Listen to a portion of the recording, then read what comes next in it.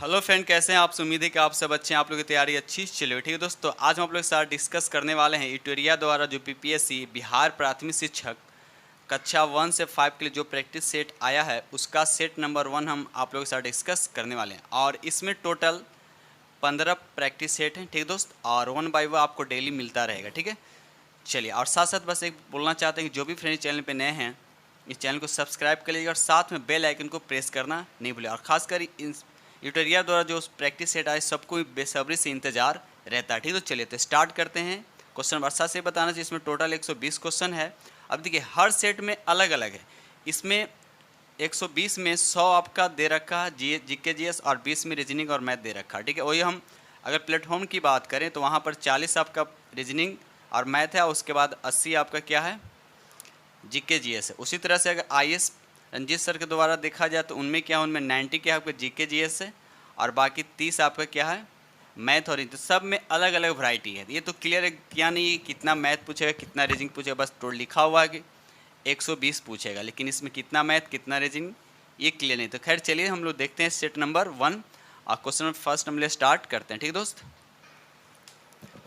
चलिए ये रहा आपका पहला क्वेश्चन। पहला क्वेश्चन दे रखा है मानव उपयोग में लाई गई पहली धातु कौन सी थी, यानी मानव ने सबसे पहले किस धातु का प्रयोग किया था। तो याद रखिए इसका राइट आंसर आपका डी हो जाएगा। ठीक है दोस्त, चलिए बिल्कुल इजी क्वेश्चन दे रखा है यहाँ पे पहला। क्वेश्चन नंबर 2 कहता है आर्यों का मुख्य पेशा क्या है। आर्यों का मुख्य पेशा क्या है। तो याद रखिए इसका राइट आंसर आपका बी हो जाएगा पशुपालन। याद रखिएगा पशुपालन। साथ साथ ये भी याद रखिएगा पशुओं में गाय को सबसे पवित्र तथा उत्तम माना जाता था आर्यों में। ठीक है दोस्त, याद रखिएगा। चलिए क्वेश्चन नंबर 3 कहता है मौर्य राजवंश की स्थापना किसने की थी। मौर्य राजवंश की स्थापना किसने की थी। याद रखिए इसका राइट आंसर आपका बी होगा चंद्रगुप्त मौर्य ने मौर्य राजवंश की स्थापना की थी। ठीक है दोस्त, ये याद रखिएगा। चलिए आगे बढ़ते क्वेश्चन नंबर नेक्स्ट। ये रहा क्वेश्चन नंबर आपका 4 कहता है सातवाहनों की राजकीय भाषा क्या है। सातवाहनों की राजकीय भाषा आपसे पूछा कि क्या थी। तो याद रखिए इसका राइट आंसर आपका बी होगा प्राकृत भाषा। याद रखिए प्राकृत भाषा किसका, तो सातवाहनों की राजकीय भाषा क्या थी, तो प्राकृत भाषा थी। ठीक दोस्त, चलिए क्वेश्चन नंबर यहाँ पर 5 कहता है भारत का नेपोलियन किसे कहा जाता है। बिल्कुल इजी क्वेश्चन है लेकिन अच्छा क्वेश्चन है। ठीक है, भारत का नेपोलियन किसे कहा जाता है। तो याद है इसका राइट आंसर आपका सी होगा समुद्रगुप्त को भारत का नेपोलियन कहा जाता है। ठीक दोस्त, चलिए आगे बढ़ते question number next. Question number 6 कहता है लीलावती नामक ग्रंथ की रचना किसने की थी। लीलावती जो ग्रंथ है इसकी रचना किसने की थी। तो याद है इसका राइट आंसर आपका ए हो जाएगा भास्कर द्वितीय। याद रखिए भास्कर द्वितीय ने। ठीक है दोस्त, क्वेश्चन नंबर यहाँ पे 7 कहता है दिल्ली सल्तनत में रक्त एवं लौ की नीति किस सुल्तान द्वारा अपनाई गई थी। तो याद रखिए इसका राइट आंसर आपका बी हो जाएगा बलबन के द्वारा अपनाई गई थी। याद रखिए बलबन के द्वारा अपनाई गई थी। यार ये गुलाम वंश के शासक था। इसका शासनकाल कब से कब था। तो याद रखिएगा 1265 से 1287। ठीक है दोस्त, याद रखिएगा। चलिए आगे बढ़ते हैं question number next. Question number 8 कहता है मोहम्मद बिन तुगलक द्वारा किस धातु के सांकेतिक मुद्रा चलाने का निर्णय लिया गया था। तो याद रखिए इसका राइट आंसर आपका बी हो जाएगा तांबा का। याद रखिए दोस्त तांबा का। ठीक है, चलिए आगे बढ़ते हैं question number next. Question number 9 कहता है फरीद को शेर खां की खिताब किसने दिया था। फरीद को शेर खां की खिताब किसने दिया था। तो याद इसका राइट आंसर आपका बी हो जाएगा बहार खां लोहानी। याद रखिएगा बहार खां लोहानी। ठीक है दोस्त, चलिए आगे बढ़ते question number next. Question number 10 कहता है अंग्रेज़ों ने दक्षिण भारत में 1611 ईस्वी में अपनी पहली फैक्ट्री कहाँ स्थापित की थी। तो याद है इसका राइट आंसर आपका सी हो जाएगा मसूलीपट्टनम में। कहाँ स्थापित किया था, तो मसूलीपट्टनम में। ठीक है दोस्त, चलिए आगे बढ़ते question number next. Question number 10 कहता है यहाँ पे लॉर्ड डलहौजी ने अवध के किस नवाब पर कुशासन का आरोप लगाकर 1856 में अवध राज को हड़प लिया था। तो इसका राइट आंसर आपका सी हो जाएगा वाजिद अली को। याद रखिएगा वाजिद अली को। ठीक है दोस्त, चलिए क्वेश्चन नंबर 12 कहता है रैयतवाड़ी बंदोबस्त के जनक थे। तो बताना आपको रैयतवाड़ी जो बंदोबस्त है इसके जनक कौन थे। तो याद है इसका राइट आंसर आपका सी हो जाएगा मुनरो एंड रीड। याद रखिए मुनरो एंड रीड। ठीक है दोस्त, चलिए आगे बढ़ते क्वेश्चन नंबर नेक्स्ट। ये रहा क्वेश्चन नंबर आपका 13। 10 मई 1857 ईस्वी को विद्रोह का आरंभ कहाँ से हुआ था। तो ये आपको बताना। तो याद रखिए इसका राइट आंसर आपका बी हो जाएगा मेरठ से। कहाँ से दोस्त, तो मेरठ से। याद रखिएगा। चलिए क्वेश्चन नंबर यहाँ पे 14 कहता है इंडियन सिविल सर्विस की परीक्षा उत्तीर्ण करने वाले पहले भारतीय कौन थे। ठीक है, तो याद है इसका राइट आंसर आपका बी हो जाएगा, सत्येंद्र नाथ ठाकुर। याद रखिएगा सत्येंद्र नाथ ठाकुर। कब? तो याद रखिए 1863 ईस्वी में। ठीक है दोस्त, चलिए आगे। चंपारण सत्याग्रह किस वर्ष हुआ था? तो याद इसका राइट आंसर आपका बी हो जाएगा। ठीक है, 1917 में हुआ था। चंपारण सत्याग्रह बिहार में है और महात्मा गांधी द्वारा तीन कटिया पद्धति के विरोध में किया था। अब तीन कटिया पद्धति का मतलब क्या होता है कि अगर 20 कट्ठा जमीन है तो उसमें 3 कट्ठे में क्या करना है? नील की खेती करना है। इसी को बोलते हैं तीन कटिया पद्धति बोलते हैं। ठीक है दोस्त, चलिए क्वेश्चन नंबर 16 कहता है गांधी जी अपना राजनीतिक गुरु किसे मानते थे? तो याद रखिए इसका राइट आंसर आपका बी हो जाएगा, गोपाल कृष्ण गोखले को मानते थे। ठीक है दोस्त, चलिए आगे बढ़ते question number next. Question number 17 कहता है चौरी चौरा कांड कब हुआ था? तो इसका राइट आंसर आपका बी हो जाएगा 4 फरवरी 1922 को। याद रखिए चौरा चौरी कांड कब हुआ था? 4 फरवरी 1922 को, जिसमें चौरा चौरी कांड में थाने के उग्र भीड़ ने उसे थाने को क्या किया? जला दिया गया था, जिसमें 22 पुलिसकर्मी क्या हुए थे? मारे गए थे। इसी के बाद गांधी जी ने क्या किया था? 12 फरवरी 1922 को असहयोग आंदोलन स्थगित कर दिए थे। ठीक है दोस्त, चलिए आगे बढ़ते क्वेश्चन नंबर नेक्स्ट। क्वेश्चन यहाँ पे 18 कहता है भारतीय राष्ट्रीय कांग्रेस की स्थापना के समय भारत का वायसराय कब कौन थे? ये आपसे पूछा था। याद है इसका राइट आंसर आपका डी होगा, लॉर्ड डफरिन थे। याद रखिए लॉर्ड डफरिन। अब रहा सवाल कि ये भारतीय राष्ट्रीय कांग्रेस की स्थापना की बात थी, कब हुआ था?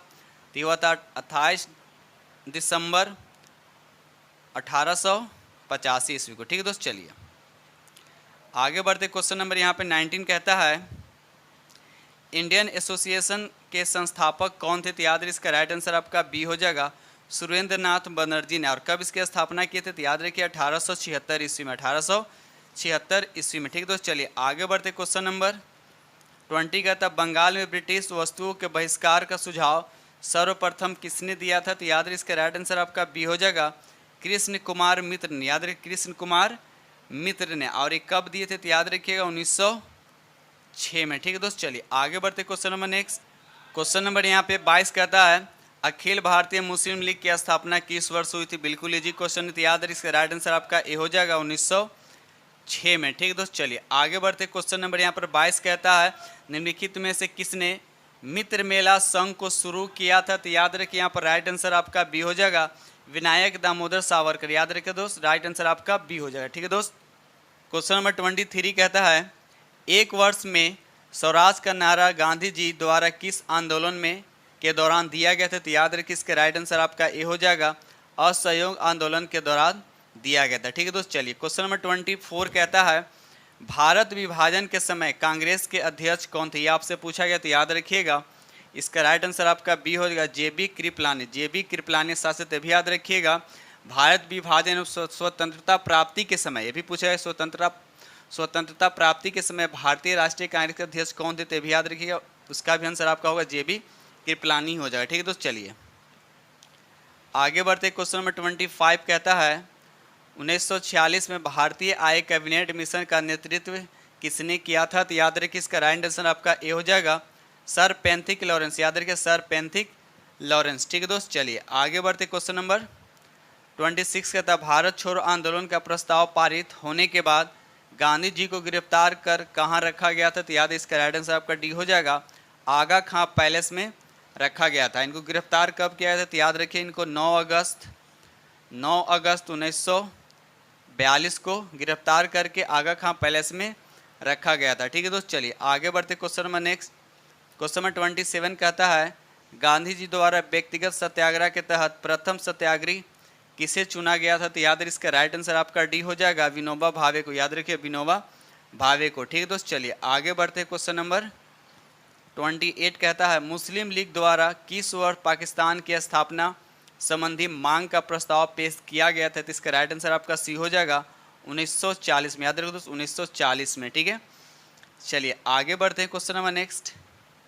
ये रहा क्वेश्चन नंबर 29 कहता है निम्नलिखित में से किसने सांप्रदायिक अधिनियम घोषित किया था? तो इसका राइट आंसर आपका सी हो जाएगा, रैमजे मैकडोनाल्ड। याद रखिए रैमजे मैकडोनाल्ड। ठीक है दोस्त, चलिए क्वेश्चन नंबर यहाँ पे 30 कहता है 1928 में नेहरू रिपोर्ट किसने तैयार की थी? तो इसका राइट आंसर आपका बी हो जाएगा, ML नेहरू। याद रखिएगा ML नेहरू ने। ठीक है दोस्त, आगे बढ़ते question number next.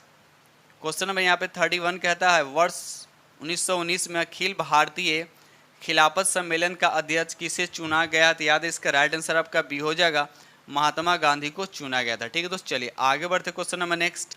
Question number यहाँ पे 32 कहता है निम्नलिखित में कौन भारत का एकमात्र यहूदी वायसराय था? तो आपको उसका नाम बताना है। इसका राइट आंसर कौन होगा? तो याद रहे इसका राइट आंसर आपका डी होगा, लॉर्ड रीडिंग। याद रखिएगा, लॉर्ड रीडिंग एकमात्र यहूदी वायसराय था। ठीक है दोस्त, चलिए क्वेश्चन नंबर 33 कहता है 17वां प्रवासी भारतीय दिवस समारोह का आयोजन कहाँ किया गया? तो याद रखिए 33 का राइट आंसर आपका सी हो जाएगा, इंदौर में। कहाँ दोस्त? तो इंदौर में। ठीक है दोस्त, चलिए आगे बढ़ते क्वेश्चन नंबर नेक्स्ट। ये रहा क्वेश्चन नंबर आपका 34 कहता है भारत के पहले और विश्व के दूसरे इन फैक्ट्री रिसर्च सेंटर और संग्रहालय का उद्घाटन किया गया था। आपको बताना है कहाँ किया गया? तो इसका राइट आंसर आपका डी हो जाएगा, मध्य प्रदेश में किया गया। ठीक दोस्त, चलिए क्वेश्चन नंबर 35 कहता है द लाइट वी कैरी पुस्तक के लेखक कौन है? ये आपसे पूछा गया। तो याद इसका राइट आंसर आपका बी होगा, मिशेल ओबामा। याद रखिएगा, मिशेल ओबामा। ठीक है दोस्त, चलिए ये रहा क्वेश्चन नंबर 36 शरद कमल अंचत को मेजर ध्यानचंद खेल रत्न पुरस्कार 2022 से सम्मानित किया गया है। यह सम्मान उन्हें किस खेल में असाधारण उपलब्धियों के लिए प्रदान किया है? किस खेल की बताना है? तो याद है इसका राइट आंसर आपका बी हो जाएगा, टेबल टेनिस के लिए। याद है टेबल टेनिस के लिए। ठीक है दोस्त, चलिए आगे बढ़ते क्वेश्चन नंबर नेक्स्ट। ये रहा क्वेश्चन नंबर 37 कहता है प्रधानमंत्री नरेंद्र मोदी द्वारा नवंबर 2022 को दो नई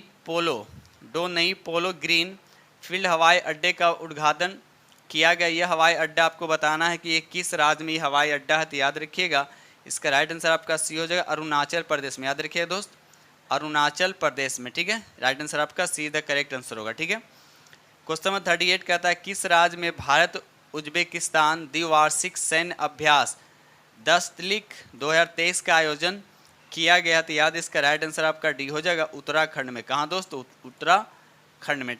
चलिए आगे बढ़ते question number next.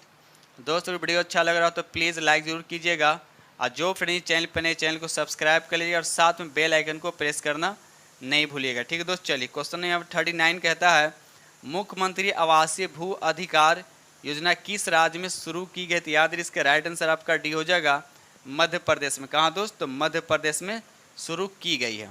Question number 40 कहता है मार्च 2023 में सरस्वती सम्मान 2023 से किसे सम्मानित किया गया? तो इसका राइट आंसर आपका ए हो जाएगा, शिव शंकरी को सम्मानित किया गया है। ठीक है दोस्त, चलिए ये रहा क्वेश्चन नंबर आपका 41 कहता है किस ऑपरेशन के तहत भारत ने भूकंप प्रभावित देश जैसे तुर्की और सीरिया को मानवीय सहायता प्रदान किए? तो बताना है किस ऑपरेशन के तहत, ये बताना, उस ऑपरेशन का नाम बताना है।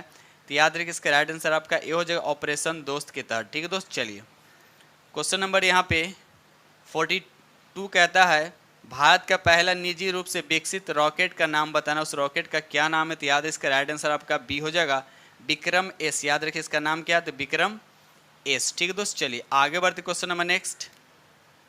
चलिए क्वेश्चन नंबर यहाँ 43 कहता है आइसोहेलाइन किनको जोड़ने वाली रेखाएं? कह रहा आइसोहेलाइन जो है किनको जोड़ने वाली रेखाएं? तो याद रखिएगा इसका राइट आंसर आपका डी होगा, समान लवणता वाला। याद रखिए समान लवणता वाला। ठीक है दोस्त, चलिए क्वेश्चन नंबर 44 कहता है क्षुद्र ग्रह किन दो ग्रहों के बीच पाए जाते हैं? क्षुद्र ग्रह की बात किया जा रहा है तो आपको बताना है किन दो ग्रहों के बीच होता है? तो याद रखिए इसका राइट आंसर आपका बी हो जाएगा, मंगल और बृहस्पति ग्रह। याद रखिए मंगल और बृहस्पति ग्रह। ठीक है दोस्त, चलिए आगे बढ़ते क्वेश्चन नंबर यहाँ 45 कहता है फेडरेशन कप का संबंध किस खेल से? फेडरेशन कप जो है आपको बताना है किस खेल से संबंधित है? तो इसका राइट आंसर आपका ए हो जाएगा, ये फुटबॉल से संबंधित है। ठीक है दोस्त, चलिए आगे बढ़ते क्वेश्चन नंबर यहाँ पे 46 कहता ओणम मुख्य रूप से किस राज्य में मनाया जाने वाला कृषि फसल उत्सव? याद रखिए कृषि फसल उत्सव। तो आपको बताना ओणम किस फेमस त्यौहार है? याद रखिएगा सबको जनरली पता ही, उसका राइट आंसर आपका सी हो जाएगा, केरल में। याद रखिए दोस्त, केरल में। क्वेश्चन पड़ोसी देश भूटान के साथ कितने भारतीय राज सीमा साझा करती है? आपको बताना है। ठीक है दोस्त, कहता है पड़ोसी देश भूटान के साथ कितने भारतीय राज्य सीमा साझा करता है? ये बताना। इसका राइट आंसर आपका बी हो जाएगा, 4। अब कौन कौन सा याद रखिएगा यहाँ पर आपको हो जाएगा, जैसे असम हो जाएगा, अरुणाचल प्रदेश हो जाएगा, पश्चिम बंगाल हो जाएगा और सिक्किम हो जाएगा। ये चारों जो है पड़ोसी देश भूटान से क्या करते हैं, भारतीय सीमा साझा करते हैं। ठीक है दोस्त, चलिए ये रहा क्वेश्चन नंबर आपका 48 कहता है निम्नलिखित में कौन ग्रीन हाउस गैस का उदाहरण नहीं है, मतलब कौन ग्रीन हाउस गैस के अंतर्गत नहीं आता है। तो याद इसका राइट आंसर आपका हो जाएगा नाइट्रिक ऑक्साइड। नाइट्रिक ऑक्साइड नहीं होता बल्कि नाइट्रस ऑक्साइड होता है जो ग्रीन हाउस गैस का उदाहरण। नाइट्रिक नहीं होता, नाइट्रस होता है। बाकी ये तीनों आपका सही है। ठीक है दोस्त, चलिए क्वेश्चन नंबर 49 कहता है निम्न में किस शहर को जापान का पीटर्सबर्ग कहा जाता है, किस शहर को कहा जाता है। तो याद रखिए इसका राइट आंसर आपका सी होगा, यवाटा को कहा जाता है। यवाटा को जापान का पीटर्सबर्ग कहा जाता है। साथ साथ ये भी याद रखिएगा जापान का मैनचेस्टर किसे कहा जाता है, तो ओसाका को कहा जाता है। किसको कहा जाता है, ओसाका को कहा जाता है। जापान का मैनचेस्टर कहा जाता है। अगर पूछा जाए जापान का डेट्रॉइट किसे कहा जाता है, तो नायोगा को कहा जाता है, नागोया को कहा जाता है। तो तीनों चीज़ आप लोग याद रखिए। लेकिन आपसे पूछा क्या है यहाँ पर, जापान का पीटर्सबर्ग किसे कहा जाता है, तो यवाटा को कहा जाता है। ठीक है दोस्त, चलिए क्वेश्चन नंबर 50 कहता है विश्व हिंदी दिवस कब मनाया जाता है। तो इसका राइट आंसर आपका बी हो जाएगा, 10 जनवरी को मनाया जाता है। ठीक है दोस्त, चलिए क्वेश्चन 51 कहता है स्वपोषी पादपों में भोजन बनाने के लिए आवश्यक है। तो याद रखिए क्लोरोफिल की भी जरूरत है, जल और कार्बन डाइऑक्साइड की भी आवश्यकता है, सूर्य की भी आवश्यकता है। उपयुक्त में से क्या हो जाएगा, D is the correct answer हो जाएगा। ठीक है दोस्त, चलिए क्वेश्चन 52 कहता है इनमें से किसके द्वारा अमीबा भोजन ग्रहण करता है। तो याद है इसका राइट आंसर आपका सी हो जाएगा, यानी कुटपाद द्वारा भोजन जो है ग्रहण करता है। ठीक है दोस्त, चलिए आगे बढ़ते क्वेश्चन नंबर यहाँ पर 53। चलिए यहाँ पर देखा जाए आपको मिलान करना है, यहाँ पर बताना है। एक तरफ जीव दे रखा, दूसरी तरफ श्वसन अंग दे रखा। अगर हम मछली की बात करें तो मछली गिल से सांस लेता, मतलब ए का हो जाएगा 3। अगर हम तिलचट्टा की बात करें तो ट्रैकिया से सांस लेता है, यानी बी का हो जाएगा आपका ट्रैकिया, यानी बी का हो जाएगा 1। और अगर हम मेढक की बात करते हैं तो वह त्वचा से सांस लेता है, यानी सी का हो जाएगा आपका 4। तो ए बी सी यानी 3 1 4 होना चाहिए। 3 1 4 देखते हैं किस ऑप्शन में है, 3 1 4। तो आप देखा जाए यहाँ पर तो यहाँ पर देखा है तो ऑप्शन दे रखा है 3 1 4। तो यहाँ देखिए 3 1 4 किस में है, तो यहाँ पर देखिए 3 1 4 उसके बाद 2 है। ठीक है दोस्त, इसका राइट आंसर क्या हो जाएगा, तो बी हो जाएगा। ठीक है, चलिए आगे बढ़ते question number next. Question number 54 कहता है एक कोशिकीय शैवाल में जल का परिवहन होता है। एक कोशिकीय शैवाल में जल का परिवहन होता है तो किसके द्वारा होता है। तो याद इसका राइट आंसर का बी हो जाएगा, विसरण के द्वारा होता है। याद रखिए विसरण के द्वारा होता है। चलिए क्वेश्चन नंबर यहाँ पे 55 कहता है निम्नलिखित में कौन सा कथन आपका सत्य ये बताना है। तो याद रखिए यहाँ पर राइट आंसर आपका बी हो जाएगा, पश्च मस्तिष्क जो है 5 पिंडों में बटा होता है। ये गलत है, पश्च मस्तिष्क नहीं होता बल्कि अग्र मस्तिष्क जो होता है 5 पिंडों में बटा होता है। तो ये आपका गलत है, लेकिन आप पूछ रहा है कि सत्य बताना, तो ये राइट आंसर हो जाएगा। ठीक है दोस्त, चलिए क्वेश्चन नंबर 56 कहता है इनमें बुद्धि और चतुराई का केंद्र किस में होता है। तो याद इसका राइट आंसर आपका सी हो जाएगा, सेरिब्रम में होता है। याद रखिएगा सेरिब्रम में होता है। ठीक दोस्त, चलिए आगे बढ़ते क्वेश्चन नंबर 57 अलैंगिक जनन की विधि किस में होता है। तो ये आपको बताना है। तो याद रखिए यहाँ पर विखंडन, मुकुलन और बीजाणु जनन ये सब होता है। नहीं, राइट आंसर क्या हो जाएगा आपका डी हो जाएगा। ठीक है दोस्त, चलिए आगे बढ़ते क्वेश्चन नंबर 58 पराग कोष पाए जाते हैं किस में पाए जाते हैं। याद रखिए पराग कोष किस में पाया जाता है ये आपको बताना है। तो ये पराग कण में पाए जाते हैं, पराग कण में पाए जाते हैं। ठीक है, साथ साथ ये भी याद रखिएगा कि एक पूर्ण पुष्प के 4 भाग होते हैं, बाह्य दलपुंज, दलपुंज, पुमंग और जयांग। पुमंग क्या होता है, ये नर भाग होता है। पुमंग जो होता है ये नर भाग होता है। अगर हम जयांग की बात करें तो ये स्त्री भाग होता है। याद रखिएगा दोस्त, ठीक है। तो इस तरह से आपको याद होने चाहिए। ठीक है दोस्त, चलिए आगे बढ़ते क्वेश्चन नंबर यहाँ पर 59 कहता है नेत्र के रेटिना पर किसी वस्तु का बने प्रतिबिंब की प्रकृति होती है, आपको बताना है कैसा होता है। तो याद है इसका राइट आंसर आपका सी हो जाएगा, वास्तविक उल्टा और छोटा होता है। याद रहे वास्तविक उल्टा और छोटा होता है। ठीक है दोस्त, चलिए आगे बढ़ते क्वेश्चन नंबर यहाँ पर 60 कहता है जब किसी तार में विद्युत धारा प्रवाहित होती है तब वह सर्वप्रथम गतिशील कण होते हैं। तो कौन सा कण गतिशील होते हैं। तो याद रखिए इसका राइट आंसर आपका ए हो जाएगा, इलेक्ट्रॉन क्या होते हैं, गतिशील होते हैं। ठीक है दोस्त, चलिए आगे बढ़ते question number next. Question number 61 कहता है सौर पैनल बनाया जाता है, सौर पैनल बनाया जाता है किस तरह से बनाया जाता है, याद रखिएगा। इसका राइट आंसर आपका बी हो जाएगा, अनेक सौर सेलों को संयोजित करके यानी जोड़कर बनाया जाता है सौर पैनल। ठीक है दोस्त, चलिए क्वेश्चन नंबर 62 कहता है मापन मुख्य रूप से एक प्रक्रिया, मापन मुख्य रूप से एक प्रक्रिया है।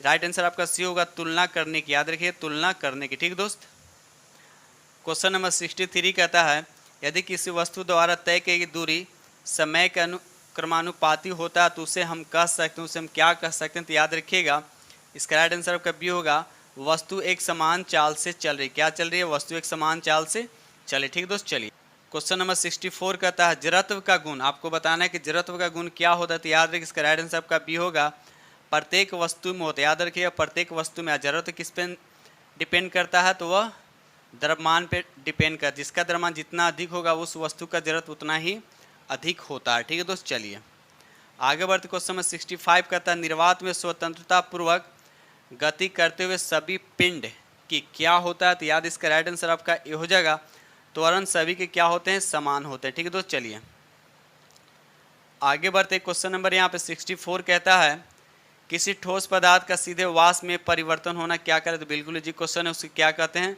तो ऊर्ध्वपातन कहते हैं। क्या करते हैं, उसे ऊर्ध्वपातन कहते हैं। जैसे इसमें कपूर आता है, याद रखिएगा एग्जाम्पल कपूर हो गया, नौसादर हो गया, ठीक है, आयोडीन हो गया, ये सब किसके एग्जाम्पल है, तो ऊर्ध्वपातन के एग्जाम्पल है। ठीक है दोस्त, चलिए क्वेश्चन नंबर 67 कहता है निम्नलिखित में कौन तत्व, इसमें पूछा जा रहा है कौन सा इसमें तत्व है, तो आर्सेनिक क्या तत्व, बाकी पीतल, कांसा और ये सब क्या मिश्र धातु हैं। ठीक है दोस्त, चलिए आगे बढ़ते क्वेश्चन नंबर नेक्स्ट।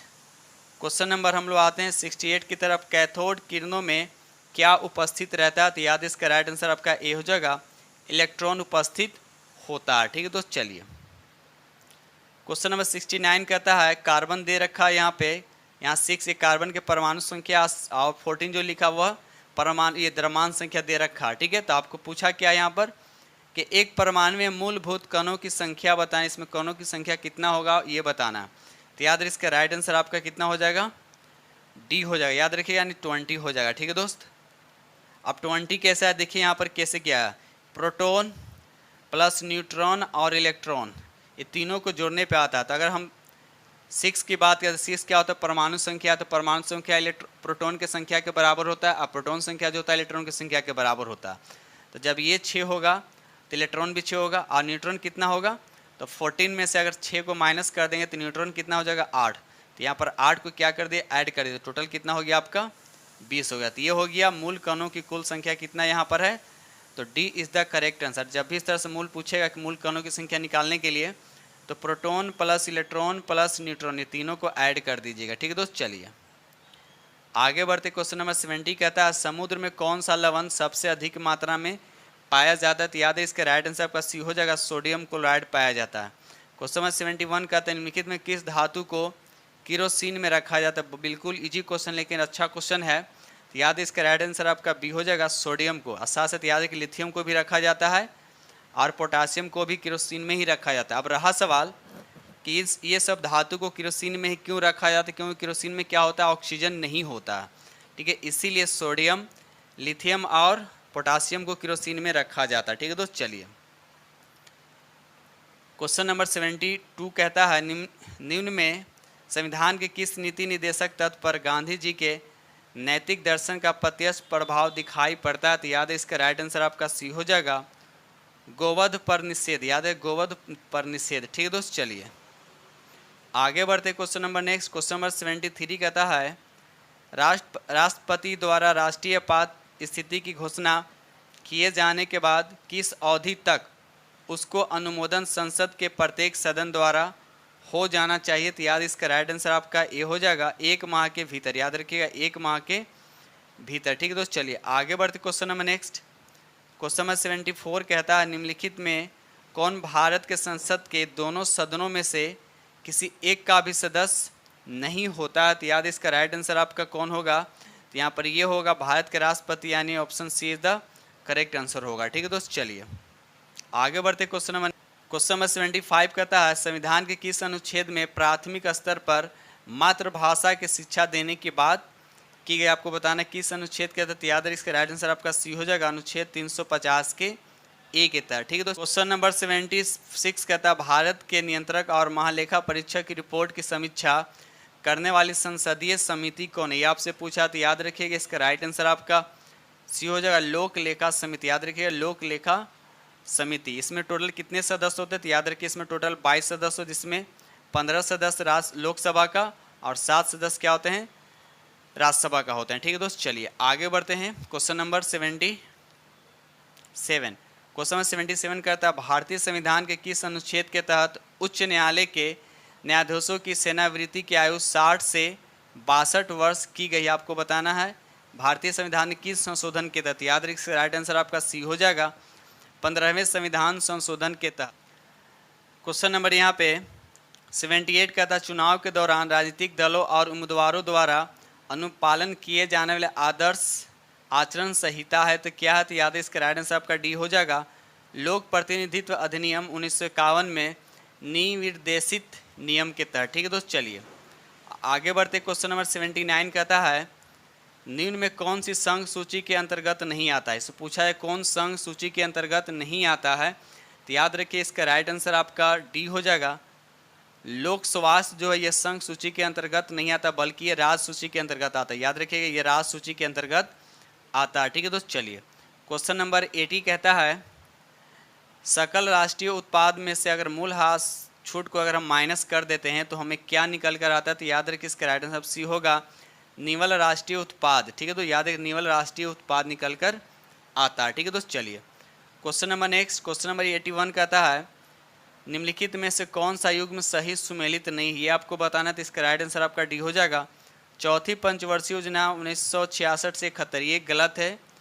चौथी पंचवर्षीय योजना 1966 से नहीं था बल्कि 1969 से 71 था। ठीक है दोस्त, चलिए क्वेश्चन नंबर यहाँ पे 82 कहता है वित्तीय वर्ष 2023-24 के लिए राजकोषीय घाटा बिहार के जीएसडीपी का डैश होने की अनुमान है, तो आपको बताने इसका राइट आंसर क्या हो जाता है, बी हो जाएगा 2.98%। ठीक है दोस्त, चलिए आगे बढ़ते। क्वेश्चन नंबर 89 कहता है बिहार आर्थिक सर्वेक्षण 2022-23 के अनुसार 2021-22 में बिहार के सकल राज्य घरेलू उत्पाद की स्थिर कीमतों में वृद्धि दर कितनी रही, ये आपको बताना है, तो याद इसका राइट आंसर आपका सी हो जाएगा 10.98%। ठीक है दोस्त, चलिए क्वेश्चन नंबर 84 कहता है निम्नलिखित में से किस देश की भारत के साथ सबसे लंबी स्थलीय सीमा, ये आपसे पूछा है, तो याद इसका राइट आंसर आपका डी हो जाएगा, बांग्लादेश के साथ। याद रखिए बांग्लादेश कितनी इसकी कुल लंबाई है जो भारत से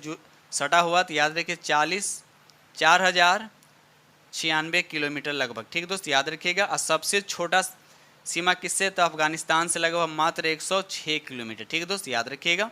सबसे ज़्यादा किसके साथ है, तो बांग्लादेश के साथ, और सबसे कम किसके साथ, तो अफगानिस्तान के साथ कितना 106 किलोमीटर। ठीक है दोस्त, चलिए आगे बढ़ते। क्वेश्चन नंबर 85 कहता है भारत कितने प्राकृतिक प्रदेशों में विभाजित है, तो याद रखिए इसका राइट आंसर आपका ए हो जाएगा, इन 4 प्राकृतिक प्रदेशों में विभाजित है। ठीक है दोस्त, याद रखिएगा। क्वेश्चन नंबर 86 कहता है माउंट एवरेस्ट कहाँ, ये आपसे पूछे कि माउंट एवरेस्ट कहाँ, तो याद रखिएगा इसका राइट आंसर का डी हो जाएगा, नेपाल में। इसकी ऊंचाई कितना है, तो 8,848 मीटर इसकी क्या है, ऊंचाई है। ठीक है दोस्त, चलिए आगे बढ़ते। क्वेश्चन नंबर नेक्स्ट, ये रहा क्वेश्चन में आपका 87 कहता है भारत में जनसंख्या के अनुसार तीसरी तथा क्षेत्रफल में 12वां राज्य कौन है, आपसे पूछा, बहुत बार क्वेश्चन डिस्कस किया जा चुका है, तो याद रखिएगा इसका राइट आंसर का डी हो जाएगा, बिहार। क्षेत्रफल में कौन से केमा स्थान पे, तो 12वां स्थान पे है। अगर जनसंख्या में बात किया तो तीसरा स्थान पे, याद रखिएगा दोस्त। चलिए आगे बढ़ते। Question number next, question number 88 कहता है समुद्री चक्रवाती तूफान तौकते किस महासागर में उत्पन्न हुआ था, तो याद है इसका राइट आंसर आपका डी हो जाएगा, अरब सागर में। याद रखिए दोस्त, अरब सागर में हुआ था। क्वेश्चन नंबर 89 कहता है निम्नलिखित में से कौन सी मिश्रित खेती की प्रमुख विशेषता है, तो याद है इसका राइट आंसर आपका सी हो जाएगा, पशुपालन और शस्य उत्पादन को एक साथ करना। ठीक है दोस्त, चलिए आगे बढ़ते। क्वेश्चन नंबर ये रहा आपका 90, कहता है 8वां भारत अंतर्राष्ट्रीय विज्ञान महोत्सव कहाँ आयोजित किया गया, तो याद है इसका राइट आंसर आपका बी हो जाएगा, भोपाल में। ठीक है दोस्त, चलिए क्वेश्चन नंबर 91 का था, भारत में ऊर्जा का सर्वाधिक स्रोत, भारत में ऊर्जा का सर्वाधिक स्रोत किससे होता है, तो याद रखिएगा कोयला से। याद रखिए दोस्त, कोयला से सबसे ज़्यादा होता है। ठीक है, चलिए आगे बढ़ते question number next. Question number 92 का था, तारे का रंग सूचक है, तारे का रंग सूचक है किसका सूचक है, तो याद रखिए इसका राइट आंसर आपका डी हो जाएगा, उसके ताप का, उसके ताप का सूचक है। 93 का था, दिन रात किसके कारण होता है, तो याद इसका राइट आंसर आपका बी हो जाएगा, भू परिभ्रमण के कारण। इसको बोलते हैं घूर्णन गति भी बोलते हैं। ठीक है दोस्त, यानी घूर्णन गति के कारण क्या होता है, दिन और रात होता है। ठीक है दोस्त, चलिए आगे बढ़ते क्वेश्चन नंबर 94 कहता है, निम्नलिखित महाद्वीपों में से किसमें देशों की संख्या सबसे ज़्यादा थी। याद रखिए पहले भी क्वेश्चन डिस्कस किया जा चुका है, अफ्रीका महादेश में। अब रहा सर के अफ्रीका महादेश में देशों की संख्या कितना, तो याद रखिए 54 है। अगर वही हम एशिया की बात करते हैं तो एशिया में कितना होता है, याद रखिए 48 होता है। और यूरोप की अगर हम बात करते हैं तो इसमें हो जाएगा आपका 49 हो जाएगा। और यहाँ पर दक्षिण अमेरिका दे रखा था, दक्षिण अमेरिका में देशों की संख्या कितना है, तो 12 है। तो इस तरह से आप लोग याद है सबसे ज़्यादा अफ्रीका के पास 54 है, दूसरे यूरोप हो गया, तीसरा में हो जाएगा आपका एशिया। ठीक है, तो चलिए आगे बढ़ते question number next. Question number यहाँ पे 95 कहता है, भारत के किस राज्य में मानसून का आगमन सबसे पहले होता है, भारत के किस राज्य में मानसून का आगमन सबसे पहले होता है, तो याद रखिएगा इसका राइट आंसर आपका डी हो जाएगा, केरल में। दक्षिण पश्चिम मानसून जो प्रारंभ होता है वो भारत के केरल राज्य में शुरू होता है। ठीक है, तो याद रखिएगा। और भारतीय कृषि का अधिकांश भाग जो है इसी वर्षा पे क्या करता है, निर्भर करता है। ठीक है दोस्त, चलिए आगे बढ़ते क्वेश्चन नंबर 96, हरित क्रांति से संबंधित है, बताना कि हरित क्रांति जो है वह संबंधित है किससे, तो याद रखिए इसका राइट आंसर आपका सी हो जाएगा, गेहूं से। अब रहा सवाल के भारत में हरित क्रांति की शुरुआत किस वर्ष हुई थी, तो याद रखिए 1966 से 67, याद है 1966 से 67 ईस्वी में। ठीक है दोस्त, चलिए आगे बढ़ते question number next. Question number यहाँ पे 97 का था, भारत में सौर ऊर्जा संचालित पहला हवाई अड्डा बताना है, तो कौन सा है, तो याद है इसका राइट आंसर आपका ये हो जाएगा कोचिन। याद रखिएगा कोचिन हवाई अड्डा। ठीक है दोस्त, चलिए आगे बढ़ते क्वेश्चन नंबर 98 कहता है, राष्ट्रीय पर्यावरण अभियांत्रिकी शोध संस्थान अवस्थित है, तो बताना है कि ये कहाँ है, तो याद रखिए इसका राइट आंसर आपका सी हो जाएगा, ये नागपुर में, नागपुर महाराष्ट्र में। ठीक है दोस्त, चलिए आगे बढ़ते क्वेश्चन नंबर नेक्स्ट। ये रहा क्वेश्चन नंबर आपका 99 कहता है कि इको मार्क उन भारतीय उत्पादों को दिया जाता है, तो किसको दिया जाता है, तो याद रखिए इसका राइट आंसर आपका सी हो जाएगा, पर्यावरण के प्रति मैत्रीपूर्ण। याद रखिए पर्यावरण के प्रति मैत्रीपूर्ण के लिए। ठीक है दोस्त, चलिए क्वेश्चन नंबर नेक्स्ट और लास्ट क्वेश्चन है, विश्व पर्यावरण दिवस किस तारीख को मनाया, जिस तारीख को मनाया जाता है, पूछा है किस तारीख को मनाया जाता है, कौन से डेट में मनाया जाता है, तो याद रखिएगा इसका राइट आंसर आपका सी होगा, 5 जून को मनाया जाता है। ठीक है दोस्त, तो इस तरह से हमने 100 MCQ डिस्कस किया हूँ। तो सभी देखिए हर सेट में अलग अलग, किसी में आपका 90 मिल रहा है, किसी में आपको 90 मिल रहा है जी के GS, और किसी में आपको 80 मिल रहा है। और यूटेरिया के द्वारा जो प्रकाशित हुआ है जो प्रैक्टिस सेट, इसमें आपको GK GS से 100 क्वेश्चन आ रहे हैं, लेकिन टोटल सब में क्या 120 है, लेकिन ये क्लियर नहीं कि कौन कितना पूछेगा। ठीक है दोस्त, चलिए तो इस तरह से हमने आप लोगों के साथ 100 क्वेश्चन डिस्कस किया हूँ यूटेरिया के द्वारा जो प्रकाशित हुआ है प्रैक्टिस से। ठीक है दोस्त, तो साथ साथ यही बोलना चाहते हैं कि जो भी फ्रेंड चैनल पर नए, चैनल को सब्सक्राइब कर लीजिएगा और साथ में बेल आइकन को प्रेस करना नहीं भूलें, क्योंकि डेली आप लोग को प्रैक्टिस सेट यूटेरिया द्वारा जो आया है, ठीक है, और बाकी जो 2 सेट चल रहे हैं वो आपको चलता रहेगा। ठीक है दोस्तों, इसी के साथ हम वीडियो करते हैं समाप्त और मिलते हैं आप लोग से नेक्स्ट वीडियो में। तब तक के लिए थैंक यू वेरी मच।